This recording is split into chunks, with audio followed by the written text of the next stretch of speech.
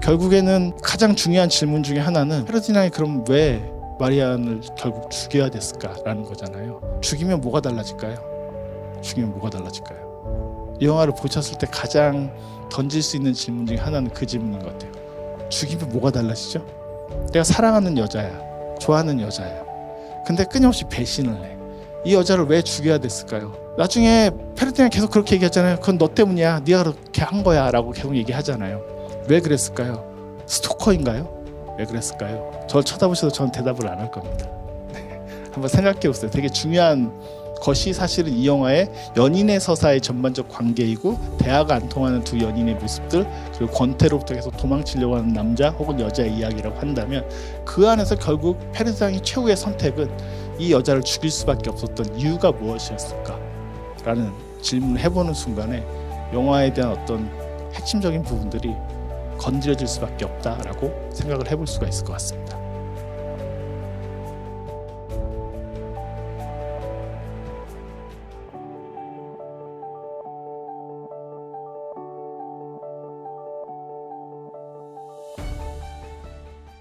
이야기는 되게 단순하죠. 장인어른이 주최하는 이 페르디낭이 파티에 가야 되는데 가기 싫어했지만 보모가 대신 올 거야 라고 얘기하면서 사실 이 집의 보모는 계속 영화 보러 가라고 해서 영화 보러 가고 있는 상황인 거고 되게 많은 정보들이 나와요. 근데 고다르의 컷은 이때도 되게 압축적이고 빠르게 컷들이 전개가 되기 때문에 그냥 지나치면 갑자기 이게 무슨 전환이지 하면서 시공간들이 확 바뀌는 것을 아실 수 있어요. 그럼에도 불구하고 이야기는 되게 심플해요. 되게 단순해요. 그래서 이 여자를 만나는데 이때는 뭔가 눈길이 가지만 그리고 이 두 배우는 꽤 또 중요한 관계이기도 하죠. 장폴 벨몬드는 고다르의 데뷔작이라고 공식적으로 얘기하는 내 멋대로 해라 작품에 데뷔를 했었고 사실 고다르와 함께 초기 누벨바그 영화들에 대거 나오면서 대표적인 누벨바그의 아이콘 남자 배우 중에 한 명이었었죠. 고다르에게 남자 페르소나는 장폴 벨몬도 뭐 몇 명이 더 있습니다만 가장 대표적인 인물이다라고 할 수 있어요.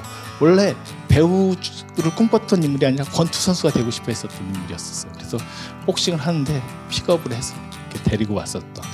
그리고 이 작품은 브라슬리스 이후에 한 5년 만에 만들었던 영화이기도 했기 때문에 내 멋대로 해라 이후에 사실은 고다르는 장폴 벨몬드를 데려다가 또 한 번 찍고 싶었어요. 왜냐하면 워낙 데뷔작이 성공을 했었기 때문에 좀 더 스타가 됐었고 그 5년 동안의 세월 동안 장폴 벨몬드를 데려와서 찍고 싶어 했었고 또 한 명의 고다르의 페르소나죠. 안나 까리나.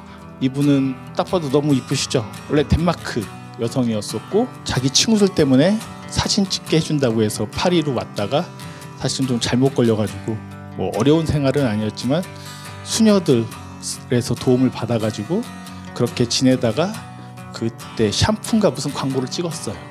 그래서 뭐 지금처럼 텔레비전이 엄청나게 발달됐던 시대는 아니었는데 그 광고를 보고 고다르가 너무 반해가지고 계속 자기랑 영화 찍자고 찝쩍거린 거죠. 그럴 때마다 그 안나 까리나는 거절했다고 해요. 이건 안나 까리나가 직접 저한테 해준 얘기예요. 왜냐하면 예전에 부산국제영화제 감독이자 심사위원으로 왔을 때 인터뷰를 한 적이 있었거든요.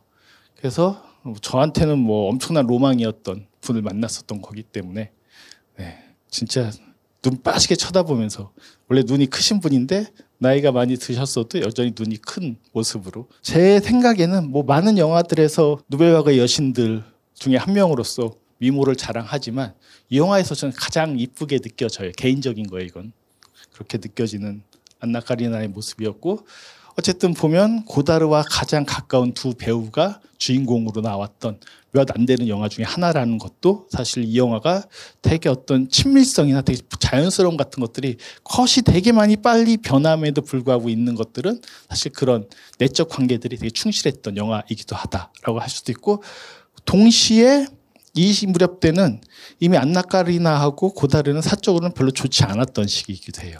서서히 결별을 준비해가는 시기이기도 해서 여기서 영화 내용을 보면 페르디낭과 마리아는 사실 계속 오랜만에 재회했지만 계속 뭔가 안 통하잖아요. 이게 사실 이 영화의 기본적인 두 인물의 태도라고 보실 수 있다고 한다면 어느 정도는 고다르와 안나 까리나의 삶이 반영돼 있다라고도 읽는 경우들이 있는데 너무 그런 식으로 다 읽어선 별로 좋진 않다라고 생각을 합니다만 뭐 시기상으로는 그렇게 보이기도 한다라고 얘기를 할 수 있을 것 같아요. 이야기는 되게 단순하죠. 이들이 5년 만에 재회를 해서 갑자기 남쪽으로 도망치기 시작한다. 그 과정들을 여러분께서 보시게 된 거고, 그 과정에서 5년 만에 재회했지만 이들의 사랑이 다시 이루어지거나 뭔가 완성되는 것이 아니라 여전히 남자는 여자를 믿지 못하고 여자는 남자를 답답해하는 가운데서 티격태격 하는 장면들이 대부분 관계를 이루면서 결국에는 여자를 총으로 쏘게 되고, 남자는 다이너마이트를 두른 채 심지를 켰는데 사실 죽고 싶은 것 같지는 않아요. 그렇죠? 아, 이런 제길 뭐 이런 식으로 이제 대사를 치잖아요. 그런데 그 심지가 붙어서 어쩔 수 없이 폭발되면서 죽어버리는, 어떻게 보면 되게 비극적인 이들의 사랑이 종말로 끝나버리는 그런 얘기다라고 할 수가 있을 것 같습니다. 그래서 사실 페르디낭이라고 하는 인물은 꽤 많이 설명이 되는데, 초반 장면들에서 파티에 가죠. 장인어른이 주최하는 파티에 가는데 남자들은 주로 자동차 얘기들을 해요. 알파 로메오 같은, 알파 로메오는 60년대 때 청춘의 상징인 동시에 오픈카예요. 모든 사람들이 꿈꾸는 그런 차. 그래서 알파 로메오 어쩌고저쩌고 얘기하고 또 다른 남자들이 얘기하고, 여자들은 화장품이나 속옷이나 이런 장면들을 또 얘기하는, 이 대명 장면들이 저렇게 빛감을 되게 강조해서 빨간색이라든가 다른 색감들로 대조해서 보여주고 있죠. 그래서 갑자기 파티인데 저렇게 옷을 벗고 있어서 깜짝 놀라시기도 했었을 거예요, 영화를 보시다가. 근데 뭐 어떻게 보면 저 부르주아들이 갖고 있는 욕망과 탐욕의 세계를 그냥 가감없이 보여주는데, 여기서 되게 재밌는 건 장볼 백몬도는 페르디낭을 계속 옆으로 지나가기만 해요. 마치 옆에 있는 건 본인이 그 세계에 속하기보다는 그냥 스쳐가는 어떤 본인의, 페르디낭의 어떤 위치나 태도 같은 것들을 되게 여실히 보여주는 장면인 거죠. 그래서 모두가 스쳐 지나가 버리는 페르디낭을 보실 수가 있고요. 페르디낭은 거기에 관여하고 싶거나 개입하고 싶어 하지 않는다는 게 드러나요. 유일하게 대화를 치는 건 사뮤엘 풀러라고 하는 실제로 유명한 미국의 영화 감독이죠. 누구냐고 물어보니까 영화 감독이다. 그러니까 페르디낭이 물어보죠. 난 영화란 게 뭔지 늘 정확하게 알고 싶었어. 근데 하지만 대화가 제대로 이어지지 않죠. 뭐 영화는 전쟁과 같은 거죠. 한마디로 감정이죠. 여러 가지 뭐 사랑이고 막 이런 설명들을 하지만 왜 대화가 이루어지지 않겠습니까? 번역의 문제죠. 통역의 문제이기 때문에 사실은 이 영화에서 가장 중요한 것 중에 하나는 페르디낭과 마리안도 제대로 대화를 못할 뿐만 아니라 페르디낭은 그 누구하고도 제대로 대화를 못하는 인물이라는 거예요. 이 장면에서도 유일하게 말이 이어지지만 그것이 길게 가지 못한 채 감정이지 않을까? 예 하고 그냥 지나가 버리게 될 수밖에 없는. 그래서 사실은 모든 많은 부르주아적 관계들 속에서 놓여 있긴 하지만 실제로 페르디낭은 제대로 대화하는 것을 거의 본 적이 없다. 근데 그것을 유일하게 알아줄 것 같은 마리안에게 집착을 했고 그녀와 함께 모험을 시작을 했지만 결국 그녀로부터 배신을 당하게 되고, 또 한편으로는 여성 이론에서는 고다리의 초기작들의 좀 비판적 태도를 갖고 있는데 여자들이 대부분 다 배신하는 여자들이에요. 안나 까리나가 그 역할을 또 많이 하기도 했었고, 그런 부분에서 너무 여성을 제한적으로 그리는 것은 아닌가라고 하는데, 물론 초기작에는 그런 측면이 없지 않아 있긴 합니다만 뭐 그 태도가 모든 영화 전반적으로 다 일관되게 이어지는 것은 아니기 때문에 이 시기 때 고다르가 할리우드의 장르 영화나 이런 것들 재해석해 오는 과정 속에서 그런 약간 스탠다드한 할리우드식 여성의 캐릭터 위치를 좀 재현을 하고 있다. 그걸 활용은 하고 있다라고도 볼 수 있을 것 같아요. 어쨌든 중요한 포인트는 대화가 이어지지 않는다라는 이 페르디낭의 모습을 보여주는 장면이다. 그래서 먼저 집으로 돌아오게 되고 다시 마리안과 함께 대화를 하면서 집으로 데려다 줄게 하면서 갑자기 5년 전 회상을 하게 되고 차 안에서, 그러다가 갑자기 도망치게 되는 거죠. 그러니까 그게 개연성이 있느냐? 개연성은 없죠. 사실. 근데 고다르의 영화는 개연성이 없음에도 불구하고 자꾸 보게 돼요. 그게 대단한 매력이기도 하거든요. 이 초기작들도 보면. 그러니까 이거 설득하는 게 아니에요. 얘네들이 5년 만에 만났어. 그럼 그걸 되게 관습적으로 따라가 버리는데 사실 다른 매력들을 계속 끊임없이 발휘해요. 거기에 어떤 꼴라주 되는 장면들이라든가 지적인 성찰이라든가 이런 것들을 통해서 그런 것들을 보여주고 있는 측면이 있다. 그리고 이것도 이제 되게 중요한 것 중에 하나인데, 아까 되게 권태로워하는 페르디낭을 보여줬는데 사실 이 권태라는 테마는 이 영화 전반을 아우르고 있어요. 바다에 이제 차가 직진하다가 들어가게 되고 지중해에 처박게 되고, 그래서 둘이 이렇게 지내면서 잠깐 지중해에서 되게 좋은 한때를 보여주는, 달밤 아래에서 뭐 달에 사는 사람들 얘기도 하고 뭐 그런 장면들 아마 기억나실 거예요. 워낙 많은 에피소드가 있어서 머릿속에 헷갈리실 수도 있습니다만 분명히 있었던 장면 중에 하나예요. 그렇게 지냈는데도 불구하고 조금만 지나니까 갑자기 마리아는 되게 권태로워하면서 우리는 서로를 이해하지 못해. 뭐를 해야 될까?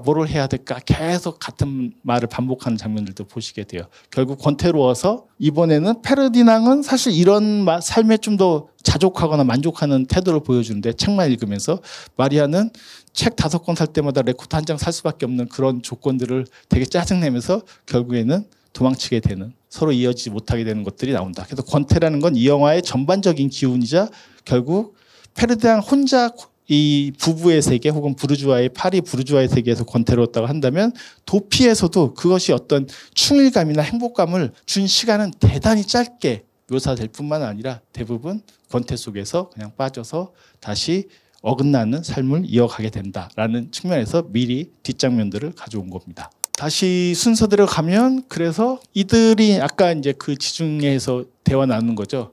당신과는 진정한 대화가 불가능해. 사실 이 영화에서 가장 중요한 건 대화의 불가능성이에요. 그러니까 이 영화를 이렇게 해석을 안 한다라고도 할 수 있겠지만 아무리 봐도 이 영화는 대화가 안 되는 관계가 결국 어떤 식으로 파국이 나는가라는 부분들이에요. 그걸 위해서 새로운 어떤 장소나 새로운 위치를 찾아가 봤지만 역시 대화가 되지 않는다면 새로운 장소가 더 이상 새로운 장소가 일 수 없는 그런 아이러니를 보여주는 영화다라고도 할 수 있고요. 그리고 이것도 이 영화의 되게 유명한 대사 중에 하나죠. 당신은 말로 내게 말하고 난 당신을 감정으로 보니까 이라고 하는데 사실은 말이라고 했지만 말은 로고스이기도 하고 이성이란 뜻으로 번역할 수도 있어요. 당신은 이성적으로 말을 하고 나는 감정적으로 말을 하니까 뭐 그게 활성인 남자 금성인 여자처럼 뭐 서로 센스 앤 센서빌리티처럼 그것이 서로 다른 감각에 대한 문제일처럼 뭐 보일 수도 있겠습니다만 어쨌든 서로 다른 지점들을 계속 강조해서 얘기하면서 통합되려고 하는 부분들이 이제 나중에 나오긴 해요. 결국 페르디낭이 마리안을 다시 만났을 때 그 범죄에 가담하게 되는 건 어쨌든 마리안으로부터 떠나고 싶지 않았던 그 마음이었던 거죠. 그래서 나 배신하지 마, 나 버리지 마, 네 오빠라는 사람 시키는 거 다 할게. 그래서 범죄 현장에 직접 들게 된 건 페르디낭으로서는 엄청난 모험이죠. 사실은. 그 부분이 되게 관습적으로 그냥 툭툭툭 전개되기 때문에 저게 모험이야? 저 남자가 엄청나게 결심한 거야?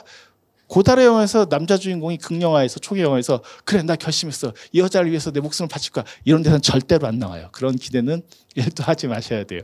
그것을 그냥 장르의 관습을 그대로 가져오지만 사실은 그 관습들을 따라서 페르디낭이 어떤 결심을 했는지는 충분히 확인할 수 있다. 이 영화에서 그런 구조들이 전개가 되고 있다라고는 말씀드릴 수 있을 것 같아요. 많이 나오는 것 중에 하나가 이건 초반에 그 차 안에서 얘기하는 건데 마리안이 그런 얘기를 하죠. 기사를 보면서 사람들이 베트남에서 115명이 죽었다고 하는데 우리는 아무것도 몰라. 115명이 죽었다는 사실을 빼고 이거 되게 많이 철학자들도 얘기하는 것 중에 하나인데 뉴스 기사가 왜 의미가 없냐면 그 죽음이 과연 어떤 실존적 무게를 가지고 있는지 그것이 진정한 어떤 사람이 죽었는지가 아니라 그냥 단순히 숫자로만 얘기되는 거죠. 우리가 그것을 숫자로만 이해하는 사람들을 보게 되면 그 사실은 그 죽음이라고 하는 것이 얼마나 내밀하거나 개인적인 거나 되게 복잡한가에 대한 감정을 잘 못 받아들이는 경우가 현대사에서도 많이 있죠. 그럴 때 무조건 넌 티 아니야? 라고 하시면 안 돼요. 그건 티의 문제가 아니라 정보라고 하는 것들이 우리가 커뮤니케이션을 할 때 기본적으로 정보 안에 담겨 있어야 될 이 영화가 갖고 있는 가장 중요한 실존적인 태도, 한 개인의 어떤 실존적인 삶의 무게라는 것들을 차단한 채 전달해버리고 있다는 거죠. 그래서 뭐 아도르노 같은 사람은 체험과 경험을 구별하면서 현대 사회는 경험하게 하는 어떤 대화가 아니라 단순히 그냥 체험만 하게 할 뿐이다라는. 그래서 놀랍게도 우리의 그 교육 체계 학습은 체험 학습이라고 쓰지 않습니까? 체험과 경험이 독일어로서는 약간 구별이 되긴 하는데 중요한 건 그것을 느끼고 그것을 사유하고 그것을 내 안의 것으로 소화하는 어떤 경험적인 차원에까지 이르러야 되는데 사실은 많은 정부들은 그냥 115명이 죽었다는 사실만 빼고는 우리는 그것에 대한 그 죽음의 어떤 가치와 어떤 의미와 어떤 비극성이 있는지를 전혀 이해하지 못하게 되는 현실들에 부딪혀 있죠. 오늘날 더 심해졌죠. 유튜브의 알고리즘으로 도는 짤들을 보면서 여러분들은 그것이 어떤 의미가 있는 것이 아니라 그냥 반복되는 정보의 어떤 메커니즘 속에서 그냥 아 그렇구나, 아 그런 거구나, 아 그 사람 나쁜 놈이구나, 아 얘는 좋은 애구나 라는 식으로만 받아들인 거죠. 사실 그 인간에 대해서 직접적으로 사유하거나 경험할 수 있는 여지는 이 매스 미디어라고 하는 커뮤니케이션의 대표적인 형태라고 하는 미디어조차도 사실은 그것을 못 준다는 거죠. 그러면서 마리안이 난 사진을 좋아한다고 하면서 하지만 그 사진을 찍었을 때 아무도 그가 진정 누구였는지를 말해주지 않는 사진이다. 이건 현대 미디어와 함께 많은 철학자들이나 많은 사람들이 통찰을 했었던 부분이고 고다르도 역시도 답답했던 부분 중에 하나예요. 본인이 정치적인 소재나 알제리 사태가 됐든 이런 것들을 끊임없이 초기 작대에서 다루는데도 불구하고 사람들은 그것을 그냥 아 그랬구나 라는 정도로 이해할 뿐이지 그것을 깊게 받아들이거나 반영하지 못한다. 사실은 자신이 만든 영화에 대한 절망감을 드러내는 말일 수도 있어요. 저 표현들은. 그래서 사실 고다르가 아까도 잠깐 말씀드렸던 것처럼 68 혁명 전후로 해서 정치 영화로 완전히 돌아서게 된 이유 중에 하나는 아예 영화를 갖고 좀 직접 행동하자. 지가페르투프 집단을 만들면서 고랭과 함께 그런 어떤 영화 운동적인 성격들의 영화들로 전환해버린 것들 중에 하나는 이런 식의 영화를 아무리 많이 만들어봤자 사람들에게 아무런 영향을 못 미치는 것 같아요. 그냥 115명 죽었어 라는 정도 이상의 어떤 차원을 못 주니까 그 차원을 바꾸기 위해서는 내가 만드는 영화의 형태나 방식이 완전 달라져야 되지 않을까라는 고민을 하게 되는 과정들이 나타나게 되죠. 그래서 이들이 직접 하는 쇼도 뭐 여기서 보면 아까 돈 벌기 위해서 하는 거지만 뭐 연인들에게 페르디낭이 얘기를 해줄 때 얘기하면서 말과 사물 중에 어느 것이 먼저인지 절대로 묻지 말라고 했다. 그냥 어떤 정보를 전달해 주면서 이들은 재밌으면 돈 주고 아니면 안 주고 할 뿐인 거지 그것이 어떤 경험이나 페르디낭의 어떤 인생이나 이것을 전달해 주지는 못하는 그런 현실들을 반영해서 보여주고 있고요. 뿐만 아니라 이렇게 이제 베트남전에서 미국 병사들 앞에서 공연을 할 때도 공연도 되게 웃기잖아요. 뭐 할리우드 뭐 이러면서 일부러 되게 쇼처럼 해버리는데 그걸 보면서 아 최고야 라고 말하고 있는 이 반응들이야말로 사실은 동시대 관객들 내지는 현대인들을 비판하는 태도일 수도 있는 거예요. 그게 이게 65년도에 만들어졌고 오늘로 따지면 몇십 년 차이가 나는 거죠. 60년 차이가 나는 영화임에도 불구하고 여전히 사실은 오늘날에도 이러한 비판들은 현존하고 있고 계속 나오고 있는 비판들이기도 한 거죠. 그게 아마 고다르의 어떤 비판적 의식들이 여전히 통하는 이유 중에 하나가 아닐까라고도 생각해 볼 수 있습니다. 그리고 계속 그런 얘기들을 하죠. 모르겠어. 하늘의 색, 우리의 관계. 당신을 보고 당신은 말을 듣지만 그건 중요하지 않지. 끊임없이 보고 말해도 서로가 통하지 않는 상황들은 지중해에서 잠깐 그 달빛 아래에서 좋았던 시절을 제외하고는 끊임없이 서로 우린 안 통해, 우린 달라라고 하면서도 희한하게도 계속 붙어 있죠. 그게 희한하지 않습니까? 저는 뭐 우린 달라라고 얘기하는 건 너무 당연하지 않습니까? 다르잖아요. 뭐 저희끼리 언제 봤다고. 당연히 다르겠죠. 근데도 불구하고 우리가 어떤 순간에 계속 같이 부부로서 연인으로서 혹은 어떤 관계 안에서 살아가려고 드는 건 왜 그럴까요? 외롭기 때문일까요? 아니면 인간은 홀로 존재할 수 없기 때문일까요? 사실 이 영화가 근원적으로 건드리고 있는 건 어떤 실존적인 무게에 대한 얘기들이기도 해요. 살아가는 데 있어서. 그래서 이 영화가 뭐 꽤나 도발적이고 뭐 범죄 장면들이 되게 잔혹하거나 그런 수준은 아니죠. 어떻게 보면 되게 코믹하고 희극적으로 묘사되어 있죠. 뭐 주유소에서 도망칠 때도 보면 갑자기 낯가리다가 뒤통수 한 대 치는데 그냥 툭 쓰러진다든가 그럴 리가 없을 텐데 아무리 액션 장면을 봐도 그런 식의 어떤 되게 연극적이고 코미디적인 어떤 요소들을 활용해서 보여주고 있는데 그렇게 같이 범죄 행각을 저지르면서 어쨌든 경찰들이 쫓아오는 이 상황에서 이들은 공모의 관계에 놓이게 되죠. 공모라고 하는 건 사실 많은 영화들에서 되게 중요한 거예요. 알프레드 히치콕 영화에서는 항상 남녀가 서로 모르는 남녀가 묶이게 되는 건 공모적 관계에 묶여있기 때문이에요. 예를 들어 39계단에서도 어쩔 수 없이 범인으로 몰려서 서로 수갑을 같이 차게 하게 되는 관계가 공모에 대한 대단히 직접적인 알레고리적 상징이라고 볼 수 있거든요. 사이코에서도 마리온하고 노먼 베이츠가 서로 대화를 나누는 장면이 되게 중요한데 그런 장면들도 서로 공모하게 되는 순간이 어떤 죄의식으로부터 사실 사람들을 강력하게 묶는 주제 중에 하나는 공모예요. 공모. 그래서 요즘은 안 그럴 텐데 예전에 남자들끼리 뭐 서리를 하러 간다든가 나쁜 짓을 같이 하고 나면 엄청나게 끈끈해져요. 왜? 서로 공모를 했기 때문에. 그 어떤 죄의식의 공유라고 하는 것은 연인의 공유에 있어서 상당히 중요해요. 그건 뭐 꼭 죄를 저지르라는 뜻이 아니라 비밀을 공유하는 것들도 역시 공모관계의 가장 핵심적인 것 중에 하나예요. 내 사적인 비밀, 가장 내 안에 잠겨져 있는 비밀들을 연인에게 고백하는 순간은 사실은 둘이 무슨 어떤 육체적 관계나 정신적 교감을 나누는 것 이상으로 훨씬 강력한 링이 돼요. 반지가 돼요. 서로 묶어주는 어떤 그 끈이 돼요. 그런 점에서 보면 이들은 기본적으로 범죄라고 하는 공모관계를 묶여 있고 동시에 집이 있는 남자인데도 불구하고 다른 여자와 도망치는 그런 죄의식들이 다 서로 결합되어 있는데 마리아는 의외로 그런 데서 좀 자유로워 보여요. 사실 훨씬 더. 근데 페르디낭은 그런 부분들에 대해서 여전히 나중에 전화를 하는 장면도 있죠. 죽기 전에 집에 전화를 하게 되고 마제크가에 전화를 해서 그 가족들의 상황을 확인하는 장면들도 보면 저 남자의 의식 속에는 어떻게 보면 전형적인 남자죠. 그런 것들이 있다라고도 볼 수가 있을 것 같습니다. 어쨌든 그럼에도 불구하고 이들은 끊임없이 서로를 이해하지 못한다고 말하면서도 동시에 끊임없이 서로 붙어 있거나 계속 만나게 되는. 그래서 아까도 말씀드렸던 것처럼 계속 대화가 안 통하니까 좀 바꾸기 위해서 페르디낭의 시도는 계속 질문을 하죠. 너 그러면 옛날에 뭐 했어? 뭐 그런 것들 보니까 마리안이 그러죠. 왜 자꾸 묻는 거야? 그러자 페르디낭이 약간 리셋을 하려고 되게 노력을 하는 거죠.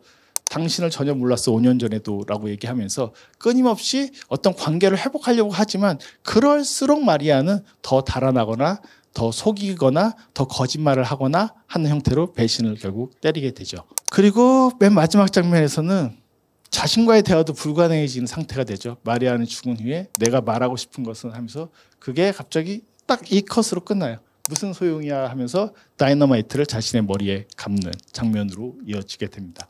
결국 대화라고 하는 것은 타인과의 대화이기도 하지만 자기와의 대화이기도 하거든요. 그 대화의 불가능성이 정점에 달했을 때 저 남자가 선택할 수 있는 것은 도대체 이게 뭔 소용이야? 달리 번역을 하자면 사는 게 도대체 무슨 소용이야? 라고 하는 태도로 결국에는 자살을 하려는 시도를 하게 된다라고도 할 수가 있을 것 같아요. 그래서 결국 그녀를 죽여야 했고 자신도 어이없이 죽어만 했던 청춘의 종말. 페르디낭이 계속 막판의 순간에 했던 건 총을 쏘고 나서 마리안을 침대로 눕히면서 당신이 자초한 일이야.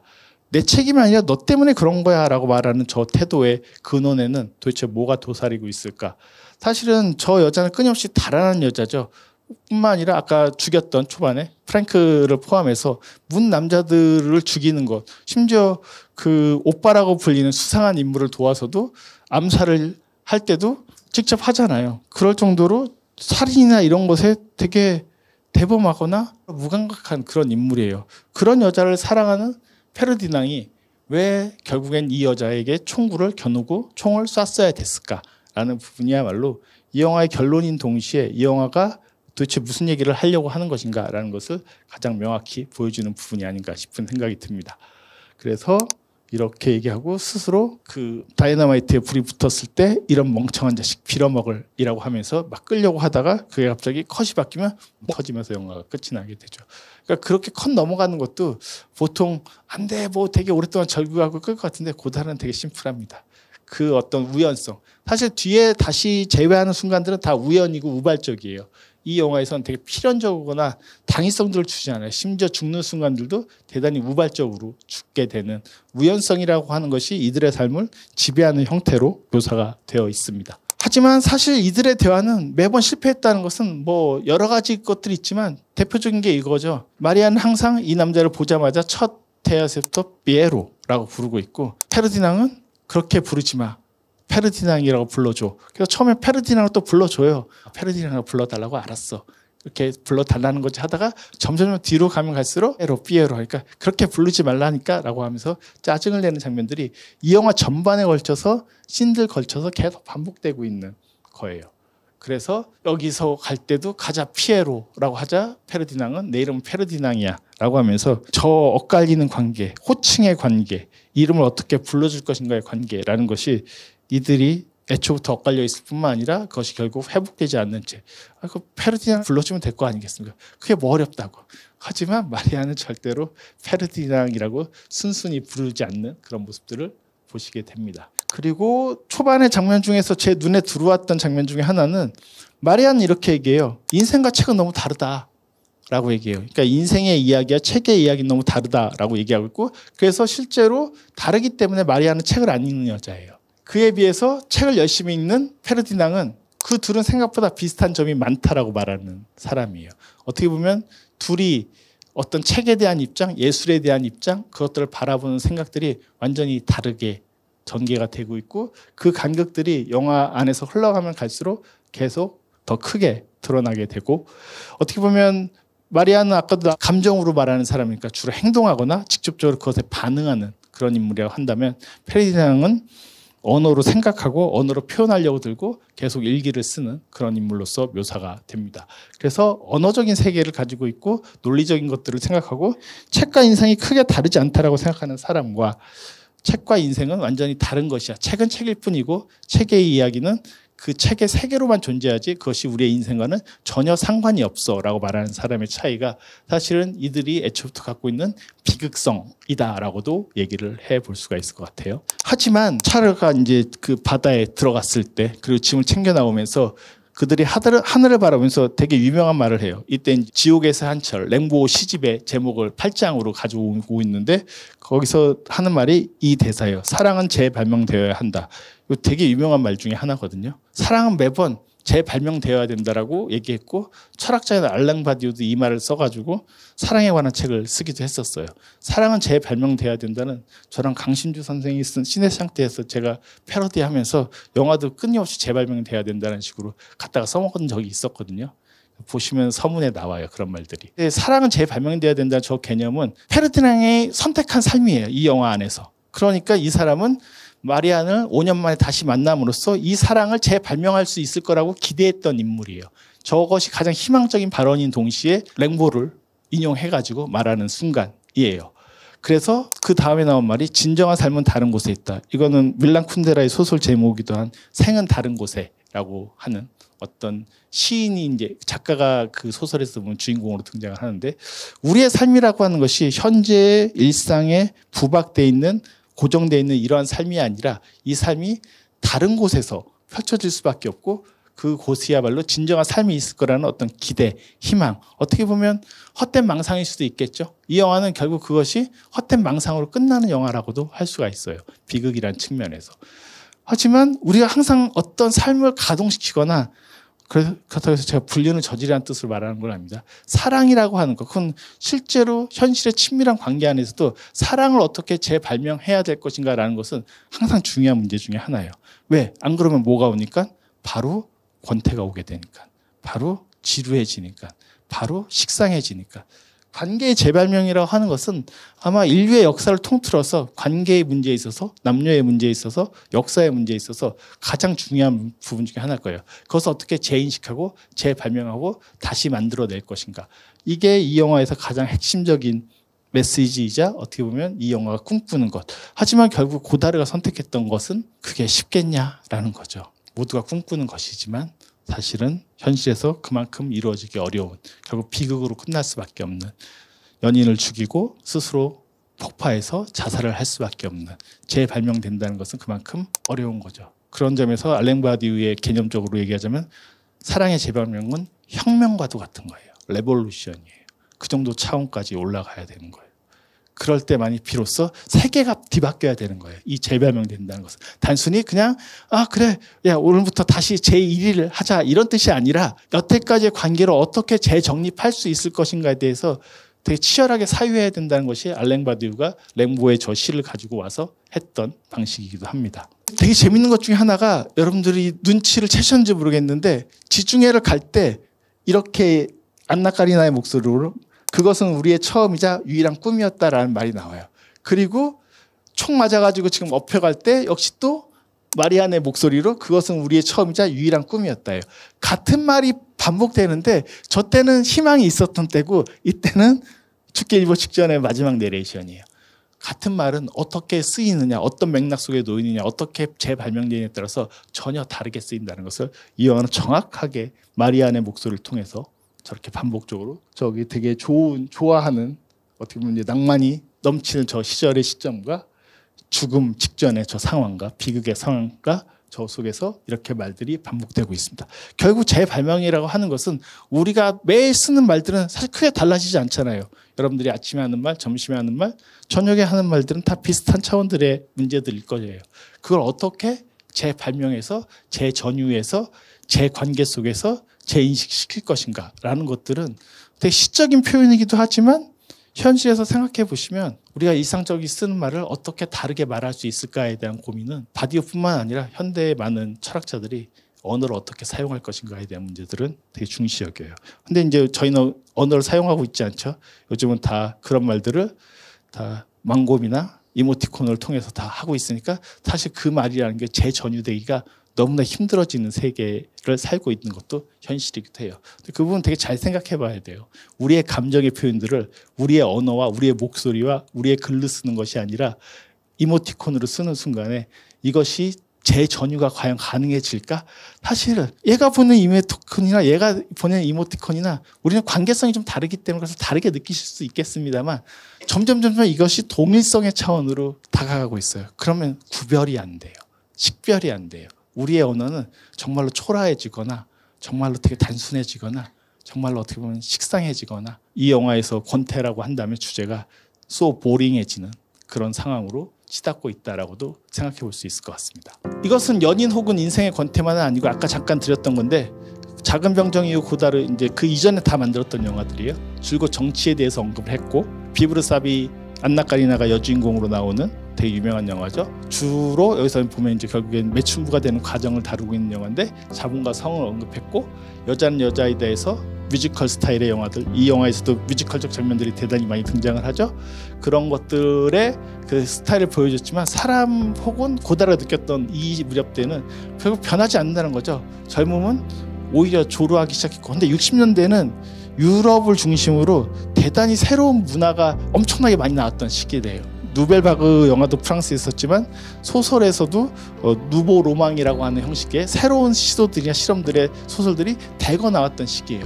근데 심지어 이때 고다르의 영화뿐만 아니라 연인의 작가로 알려진 디라스 같은 경우도 인디아송 같은 영화들을 만들어서 칸 영화제 내고 그것도 뭐 심사위원 특별상 같은 것을 받기도 하고 막 이렇게 되는데 그런 영화를 보고 있으면 한쪽에서 그냥 화면이 나오고 한쪽에서는 계속 내레이션과 자막만 나오고 있는데 서로 상관이 있기도 하고 상관이 없는 장면도 대단히 많아요.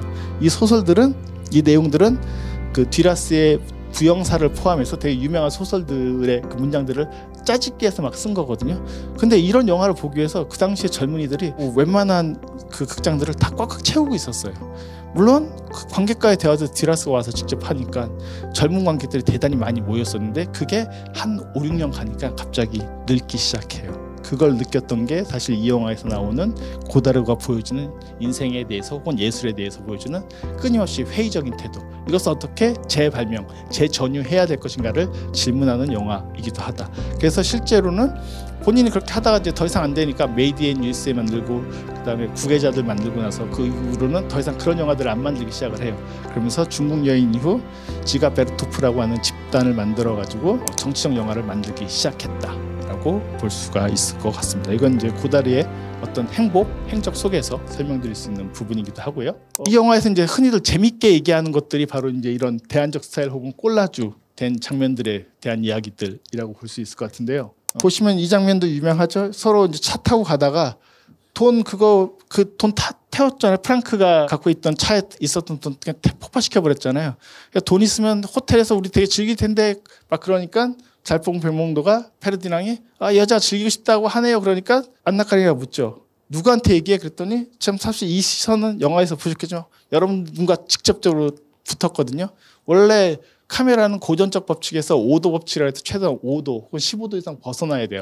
왜? 안 그러면 관객과 눈이 마주치니까. 물론 봉준호의 살인의 추억 같은 거 보면 나중에 송강호가 맨 마지막 장면에서 여러분의 눈을 쳐다보는 장면들이 있죠. 그건 꽤나 의도시키는 거예요. 동시에 지금 당신이 보고 있는 게 영화야라는 것을 인식시켜주는 소위 말하는 브레이트적 효과, 뭐 속격 효과, 낯설게 하기 뭐 등등을 언급할 수 있는 장면인데 관객에 직접 말을 하는 거예요. 그래서 누구한테 얘기하니까 그 다음 장면이 관객에게라고 얘기를 하죠. 이게 이미 60년 전에 고다르가 써먹었던 방법이에요. 그러니까 뭐 지금 보면 전혀 신선하지 않게 이제 저는 느껴지거든요. 그런데도 누구든지 먼저 한 사람이 장땡이죠.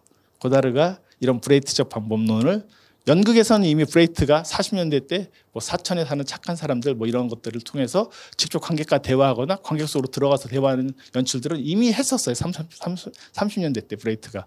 그리고 브레이트적 방법들은 발터 베냐민이라든가 여러 유럽의 지식인들과 예술가들이 엄청나게 경탄을 보내기 시작을 했었고 영화로 와서는 소위 고다르의 이런 영화들을 통해서 일련의 브레이트적 영화들이라고 하는 것들이 범주가 나타나기 시작을 해요.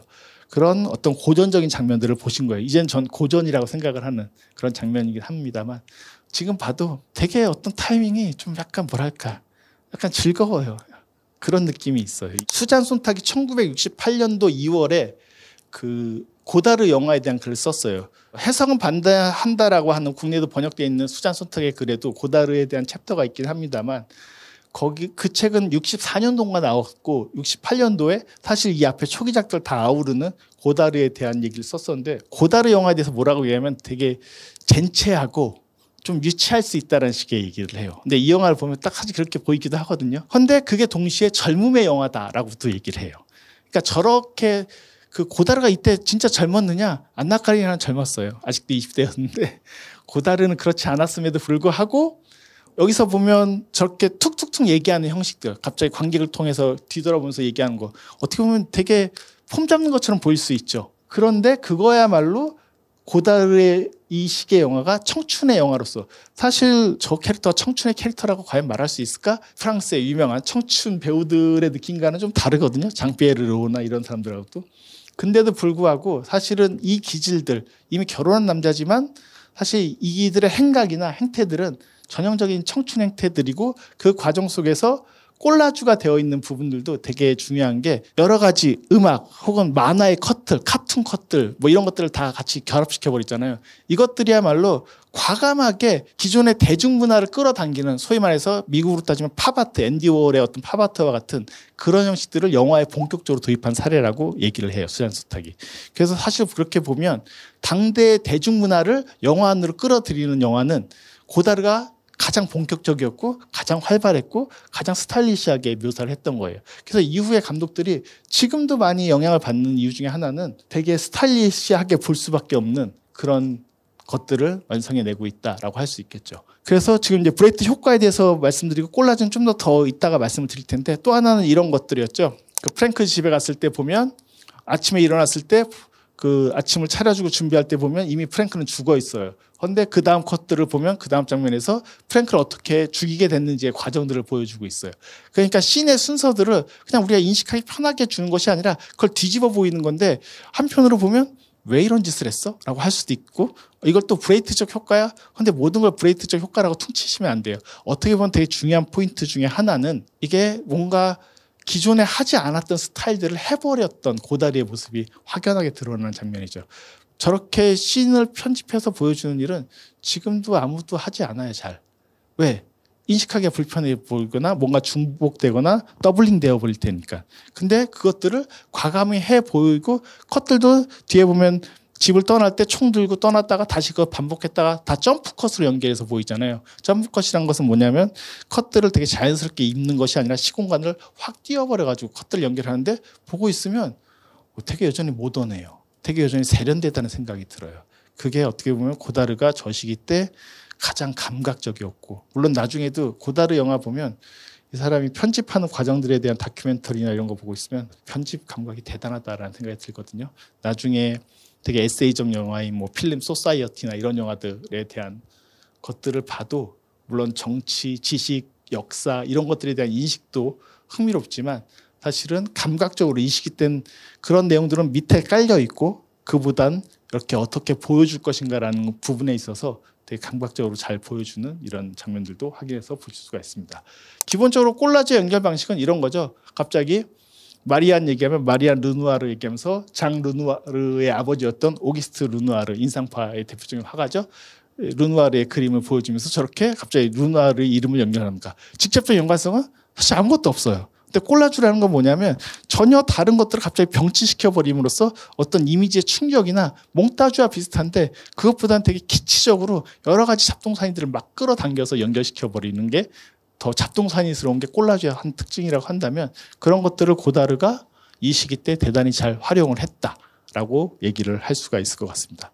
그래서 이 컷과 이 컷이 서로 매치 컷이 되어버려요. 컷 A와 컷 B가 돼서 서로 마주하게 되는 순간 어떤 인상을 우리 기억 속에서 확 남겨버리게 되는 효과들을 보여주고 있어요. 그러니까 저건 여전히 재밌어요. 여러분들이 이 영화에 나오는 뭐 피카소의 그림도 있었고 오기스트 르누아르의 그림도 있었고 여러 그림들과 이렇게 매칭하는 순간에 그것이 되게 이상하거나 어색하거나 하기보다 뭔가 점프가 된다는 느낌을 주긴 하는데 그 속에서 어떤 다른 인상, 기존의 이미지에 대한 다른 인상을 받을 수 있다고 한다면 그건 고다르가 그런 감각에 있어서 얼마나 탁월했는가라는 것을 반증하는 사례다라고도 얘기를 할 수가 있을 것 같습니다. 되게 인용되는 것들 몇 가지 말씀드리면 집에서 읽을 때 나중에도 책 들고 다니는 게 엘리 포르의 예술의 역사라는 책을 되게 열심히 읽고 극장에 있을 때도 들고 있었던 책이 엘리 포르의 예술의 역사예요. 그러니까 자기 딸한테도 막 읽어주죠. 목욕탕에서. 그런 것들 보고 있으면 예술이란 무엇인가에 대해서 저런 인용들을 통해서 계속 질문하고 있고 뭐 벨라스케스 얘기도 하고 이런 장면들도 보실 수 있고요. 마리안의 이름 반복적으로 르누아르하고 연결된다는 건 좀 전에 설명드렸었고 이 페르디낭이라는 이름은 중간에 이제 내용으로도 슬쩍 언급돼요. 밤으로의 여행을 쓴 그 40년대, 50년대 셀린이라고 흔히 얘기하는데 페르디낭 셀린이거든요. 플레임이. 이 페르디낭 그 이름에서 따온 거예요. 저는 셀린 책 저 밤으로의 여행은 번역돼 있습니다. 동문선이나 출판사에서 예전에 번역돼서 나와 있는데 좀 난삽한 글이긴 해요. 그래서 읽으셔도 도대체 뭔 소린지 약간 헷갈리실 수 있지만 그게 사실은 여기서 읽어주는 고다리의 많은 그 내용들, 소설들의 인용들이 그런 쪽에 놓여 있다라고 볼 수 있고요. 아까도 말씀드렸던 것처럼 랭보의 지옥에서의 보낸 한철 혹은 맨 마지막에 다른 시도 또 인용을 하고 있어요. 영혼에 대한 시들은 그런 부분들도 언급하고 있어서 많은 문학적 인용들, 뭐 발자크에 대한 언급은 뭐 심지어 주소가 발자크가 뭐 이렇잖아요. 파리는 뭐 그런 거리 이름들이 많아요. 유명인들의 이름, 예술가들의 이름을 따라서 거리 이름을 그렇게 져요. 뭐 발자크가 뭐 이런 식으로 짓기도 하고 그리고 역사에 대한 인용도 많죠. 가장 많이 언급되는 건 알제리 전쟁.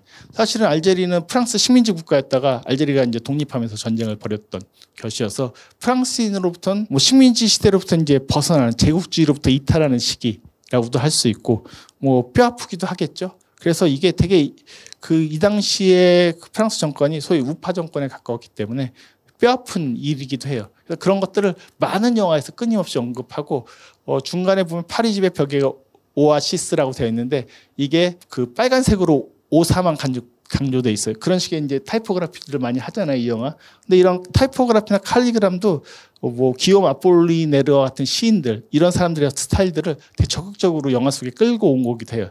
동시대의 뭐 루이 아라공이나 기욤 아폴리네르 같은 시인들, 프랑스 시인들, 동시대 시인들에 대해서도 많이 인용을 하고 읽고 있어요, 이 영화 안에서.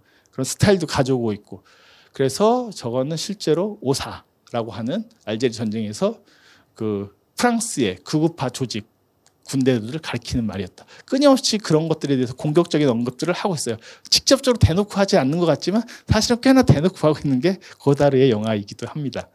그리고 프랑스의 페르디낭의 물고문 겪는 장면 있잖아요. 그것은 그 알제리에서 프랑스군이 향한 대표적인 행태라고 얘기했고 페르디낭이 나오자마자 이제 이렇게 얘기하죠. 지독한 오후 5시였다. 되게 피는 보고 싶지 않다. 반복적으로 얘기하는데 이건 스페인의 너무나 유명한 시인인 한국에도 페데리코 가르시아 로르카 시들은 번역이 되어 있긴 하거든요. 요즘은 이제 시집을 너무들 안 읽으셔서 다 절판됐는지 모르겠는데 민음사 쪽에서 나와 있던 시집으로 전 기억을 세계사인가 민음사였었던 것 같아요. 근데 거기에 나오는 유명한 시인이고 이 가르시아 로르카는 국민전선이라고 하는 당시 결국에 프랑코 독재로 스페인 내전이 끝나자 이어지게 되거든요. 그 우두머리였던 그 국민전선에서 가르시아 로르카를 결국 사형시켜요.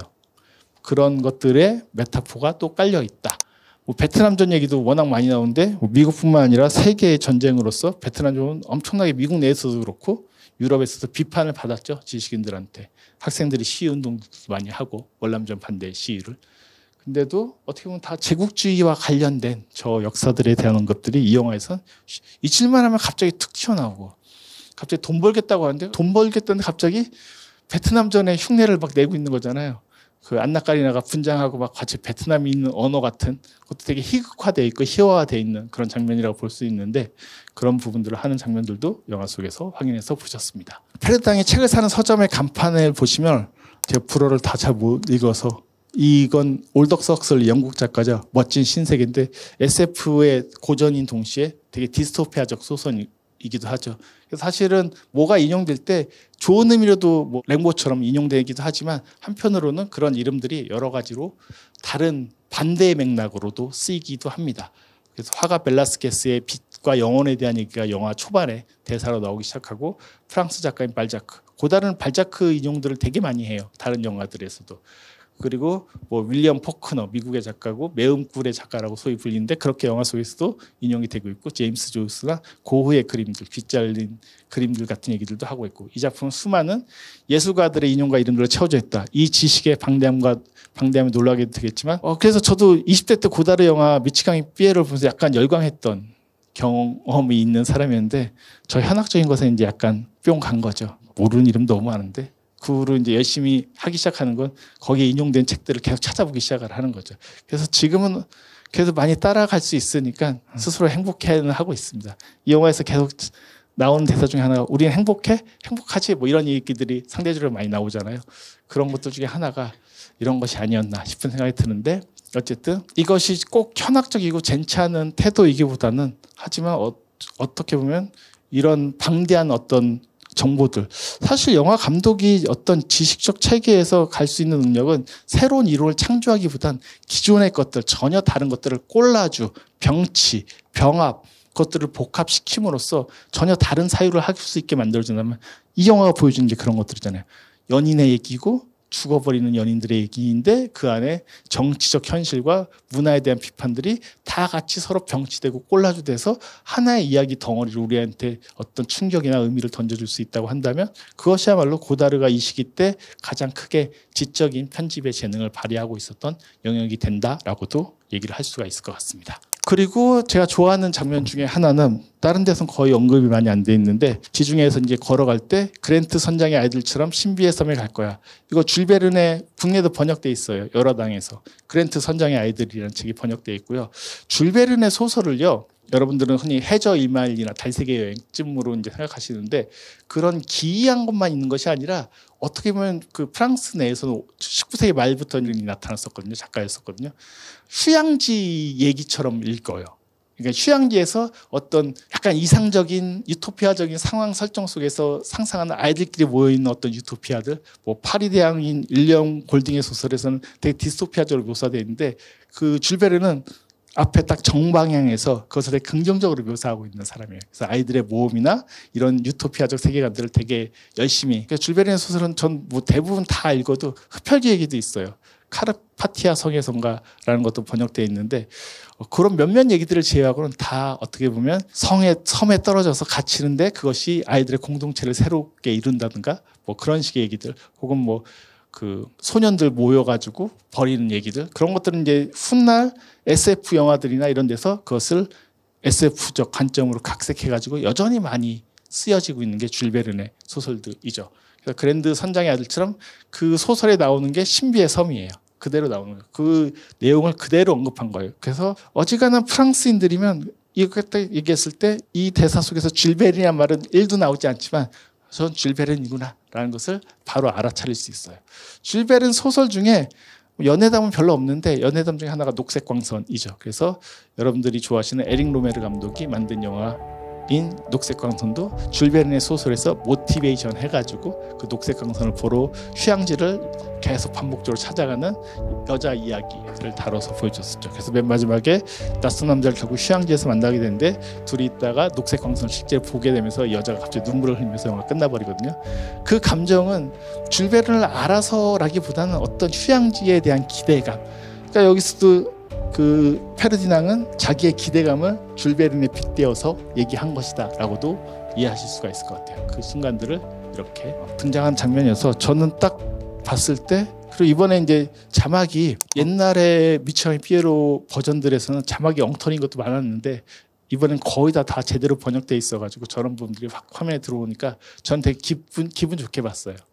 영화관에서 인용되는 거 이건 잘 인용이 안 되던데 보면 이제 이게 아까 얘기했던 그 예술의 역사라는 책을 읽고 있는데 대사가 이제 흘러나와요. 그때 갑자기 이 여자가 카메라를 들고 있는 영화 속 장면들이 있어요. 근데 이거는 이전에 만들어서 고다르가 엄청나게 성공했던 비브르사비에서 안나 까리나가 칼 테오드레오의 잔다르크 열장을 보면서 그 팔코네티가 눈물을 흘리는 장면과 안나 까리나의 얼굴이 클로즈업으로 서로 매칭되는 효과가 되게 유사하게 연출해 놨거든요. 그래서 근데 워낙 비브르사비의 그 장면은 너무나 유명해가지고 많은 사람들이 언급하거나 얘기하지만 이 장면은 상대적으로 덜 언급돼요. 그래서 꼭 여자 버전만 있는 것은 아니다. 고다르 영화에서 영화의 스크린에 여배우의 클로즈업과 얼굴과 그것을 보는 관객의 시점인 주인공의 얼굴이 서로 매치컷되는 장면은 이 영화에 또 들어있다. 근데 동시에 이 여자 배우는 고다르 영화의 데뷔작에 나왔던 진 셴버그예요. 내 멋대로 혈에서 왜 처음 등장할 때 뒷모습으로 뒤태를 자랑하시고 단발머리 쇼컷을 자랑하시면서 뉴욕 헤럴드 트리뷴이라고 샹젤리제 거리에서 얘기하는 되게 유명한 장면 있잖아요. 모르시는구나. 한번 보세요. 뒤태만으로도 압살을 하는 되게 유명한 장면 중에 하나예요.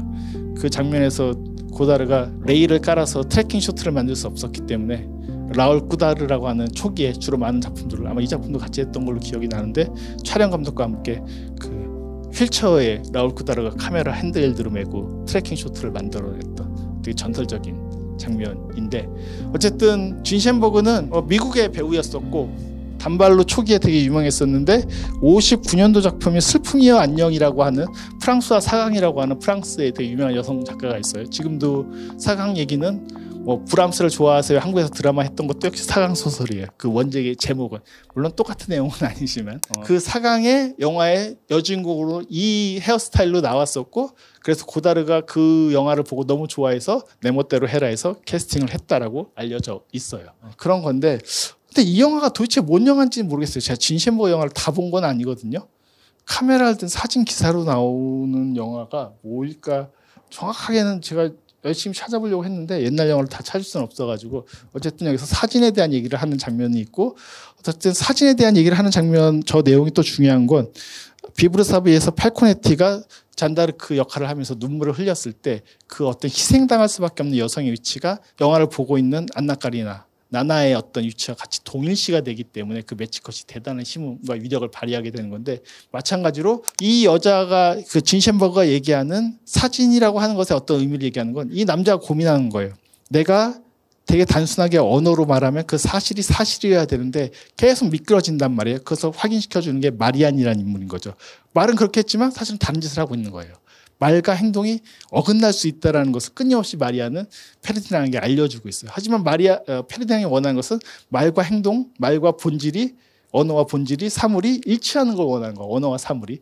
그랬을 때 그것에 대한 불가능성이나 가능성에 대해서 이 여자가 되게 사진의 본질에 대한 얘기를 하는 이 영화 속 장면이 사실은 페르디낭에게 갑자기 눈이 번뜩 뜨일 만큼의 어떤 매력 혹은 환기, 위안 같은 것을 주는 장면이기도 하다라고도 얘기를 할 수가 있고 비브르사비만큼이나 이 작품에서도 영화관에서 저렇게 진 셴버그 자기 고다르 영화에 어떻게 보면 페르소나였던 내 멋대로 하려 나왔던 저 여주인공의 단발머리 저 장면을 인용한 것은 그만큼 자기 영화에 대한 인용이기도 하기 때문에 훨씬 더 의미심장할 수도 있다라고도 얘기를 할 수가 있을 것 같습니다. 네.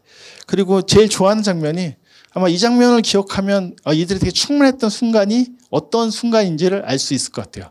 그 달에 사는 사람 얘기를 하면서 페르디낭이 막 이제 이야기를 막 하고 있죠. 그때 그 달에 있는 사람이 가능한 빨리 달을 떠나려고 해라고 얘기했어요. 이때 되게 달빛 아래에서 되게 충분한 지중해 해변가에서 그래서 지중해 해변가들은 모래뿐만 아니라 그 니스의 해변가는 자갈돌로 유명해요. 거기는 다 자갈돌이에요. 돌 해변이에요. 거기는 모래를 일도 찾아볼 수 없는 그런 해변이기도 합니다.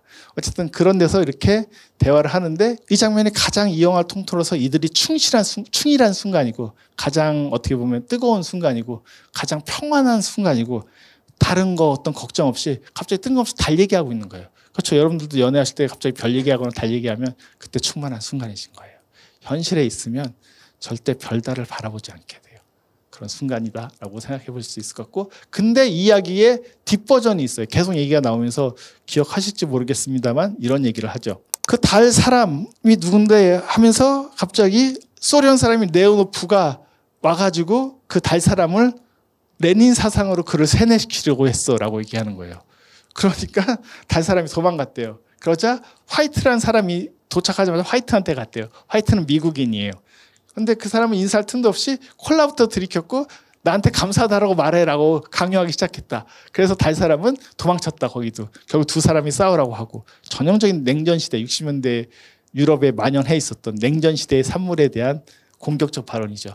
달에서 되게 평온하게 지내고 싶었던 이 달 사람은 결국 달은 누가 경쟁하고 있었어? 이 당시에 60년대에. 소련과 미국이 경쟁하고 있었잖아요. 좀만 지나면 아폴론 11호 쏘아 올리지 않습니까? 소련이 먼저 우주선 쏘아 올렸고 그러다 미국이 열받아가지고 우주 계획을 만들어서 아폴론 11호를 달로 보내는 계획을 세우게 됐죠. 그 얘기를 하고 있는 거예요.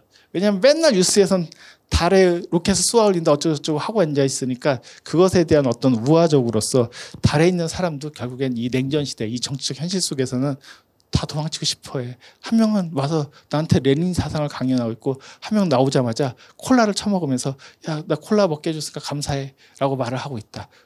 그것을 되게 시니컬하게 말하는 동시에 이 낭만적인 장면에서 좀 가만히 좀 껴안고 그냥 있으면 어때? 좀 침묵과 고요를 하지. 고다르는 말을 멈추지 않아요. 이런 순간에도. 끊임없이 현실이 이들을 가만히 두지 못할 것이라는 것에 대한 얘기들을 이렇게 보여주고 있다라고 생각할 수 있습니다. 그래서 이 장면이 재밌는 건 낭만성도 있고 어떤 고다르가 생각하는 어떤 환상성도 있지만 동시에 현실이라고 하는 것이 우리의 현실을 그리고 우리의 낭만을 결코 가만두지는 않을 것이다라는 것을 되게 명확히 보여주는 장면이다라고도 할 수 있을 것 같습니다. 그리고 결국 남쪽으로 튀었지만 아까도 말씀드렸던 것처럼 지중해로 가는 것은 프랑스인들의 가장 큰 로망이에요. 그래서 그 지중해에서 니스에서 그 동쪽으로 한 1시간 반 정도 차를 끌고 가면은 망통이라는 곳이 나오는데 그게 이제 지중해 프랑스 국경 끝쪽이고요. 넘어가면 바로 이탈리아 북부로 연결돼요. 그래서 이탈리아, 프랑스, 그다음에 서쪽으로 가면 마르세유를 지나서 또 가면 스페인의 또 북부와 또 연결돼요. 그래서 사실은 지중해를 통해서 이 문명들은 쭉 연결되어 있거든요. 이 곳들의 그 지중해의 어떤 기운들을 보여주고 있지만 끝내 스스로 자폭해버리는, 자멸해버리는 청춘에 추락하는 이카루스 얘기를 보여주는 것이 오늘 보신 미치광의 피에로의 가장 기본적인 태도이자 이런 여러 가지 인용, 꼴라주, 여러 가지 스타일리시한 부분들도 보여주지만 그리고 브레이트적 효과들도 브레이트적 효과를 쓴 장면들이 너무 많아가지고요. 안나까리나도 직접 화면을 정면으로 쳐다보는 장면들을 느끼셨을 거예요. 그런 장면 포함해서 대단히 많이 쓰지만 사실 그것보다 더 중요한 것은 결국 영화라는 것은 인생에 대한 문제이고 고다르가 이 시기 때 자기가 고민하고 있는 현실들, 어떤 현실적 문제들 같은 것을 이 로맨스 혹은 로드무비라고도 볼 수 있죠. 이 로드무비에 섞어서 어떤 이야기를 여러분께 들려드리고 있는가라는 것을 확인해 보셨다고 할 수가 있을 것 같습니다. 네, 제가 준비한 얘기는 이것으로 마치도록 하겠습니다.